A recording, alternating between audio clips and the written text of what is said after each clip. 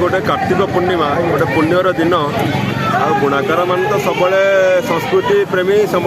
प्रभुंर नाम कीर्तन में जड़ित था तेणु वर्षक जो पवित्र दिन में मन को आसला पुरी तो आम एका दिन जापर ना तेणु छठिया बड़ जा प्रभु जगन्नाथ को दर्शन करने प्रयास करके सका गाधे पाधे आम नीति सारिक बाहर। आज्ञा ये जो कोरोना समय आपड़ ये प्रयासटा बाहर कले दर्शन करेंगे विश्वास था ठाकुर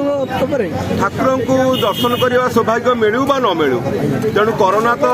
आम प्रभु को नवेदन करवा दुनिया कमी दूरीभूत हो जाऊ तेणु प्रभु को दर्शन आमर काम्य तेणु दर्शन जदि प्रभु देवे खुशी नदेले ताई भी खुशी तेणु आपणकर जो पादरे आसिले चल चलिकी किसी जंत्रणा अनुभव कर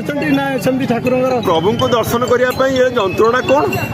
ये जो जंत्रणा जो छोट छुआ को सब नहीं आस समस्ते निज प्रेम निज इच्छा कई क्या बाध्य करके आनी ना।